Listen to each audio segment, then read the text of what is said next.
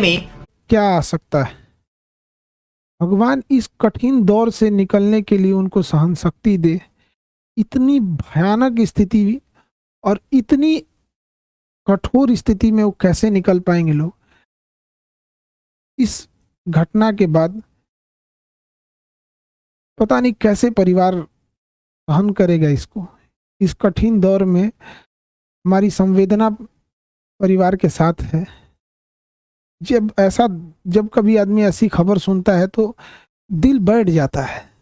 किसी के परिवार के साथ ऐसा ना हो, दुश्मन के परिवार के साथ भी ऐसा ना हो। हमारी पूरी संवेदना है परिवार के साथ। हमसे जो संभव हो सकेगा, हम अभी परिवार किसी बात करने की स्थिति में नहीं होगा, हम इस चीज को समझ सकते हैं कि किसी के साथ ऐसा ना हो, लेकिन हमसे जो प्रयास होगा, हमसे जो कहेंगे लोग, हम वो हर संभव मदद करने को तैयार हैं, चाहे जो कुछ वो कहेंगे। इसमें सबसे जरूरी बात क्या है कि जो मीडिया को काफी संवेदनशील होने की जरूरत है। जो ऑथेंटिक न्यूज है वही चलाएं। अलग अलग इधर उधर अफवाहें या अटकलों पे ना जाए। ये बहुत संवेदनशील मामला है और पुलिस अपना एक ऑफिशियल बयान जारी करे जिससे कि स्पष्ट हो सके चीजें क्या हैं और जल्दी से जल्दी इसका पोस्टमार्टम रिपोर्ट सार्वजनिक किया जाए। और सबसे ज्यादा जो अजीब सा चीज लग रहा है, ये कोइंसिडेंस, ये कैसे कोई तीसरा इंसान इसमें इन्वॉल्व लग रहा है। आखिर इतनी खतरनाक चीजें इतनी अमानवीकृत कैसे कोई कर सकता है। तो इसमें कोई ना कोई तीसरा साजिश जरूर कर रहा है। इसके लिए एक उच्च स्तरीय जांच होनी चाहिए और उच्च स्तरीय जांच की रिपोर्ट को लाया जाए और जो दोषी पाए जाएंगे उनमें एक को भी न छोड़ी जाए। फांसी से नीचे इनकी कोई सजा नहीं होनी चाहिए। आखिर ऐसा किसने, अगर किसी ने इसमें इन्वॉल्व है तो।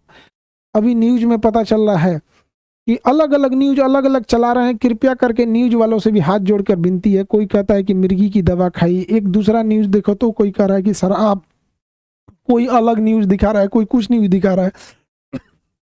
तो कृपया न्यूज वाले ऑथेंटिक चीजों को दर्शाओ। किसी की जान गई है, क्या मिर्गी की दवा कहाँ से थी, कहाँ से लाया गया, इसकी जांच पुलिस सार्वजनिक करे इस मामले को। और जो न्यूज में चल रहा है कि 5 लोगों को हिरासत में लिया गया है, सबसे जरूरी चीज है कि उन 5 लोग कौन कौन से थे, वो उनको नाम सार्वजनिक किया जाए। उनकी भी जांच होनी चाहिए कि वो आखिर कौन थे। दोस्त के रूप में कोई और तो नहीं था।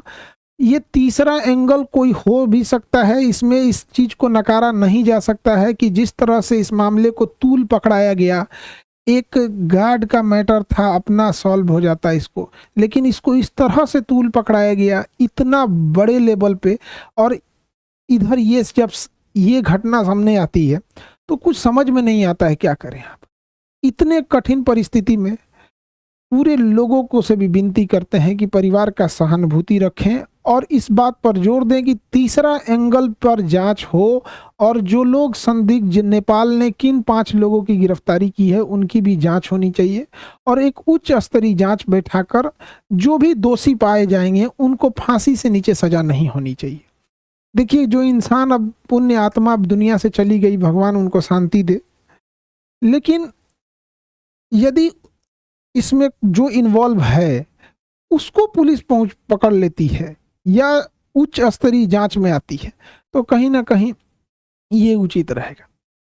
इस कठिन परिस्थिति से अजीब सा समय ले आ देता है। कभी कभी समय इंसान को ऐसे जगह लाके खड़ा करता है ना, जहां इंसान को कुछ समझ में नहीं आता है क्या हो रहा है। ये समय का चक्र किधर चल रहा है, कौन सी साजिश चल रही है, कौन कौन इसमें इन्वॉल्व हो रहा है, कौन तीसरा इंसान तो नहीं इन्वॉल्व हो रहा है। आखिर वो 5 लोग कौन थे और उसके साथ क्या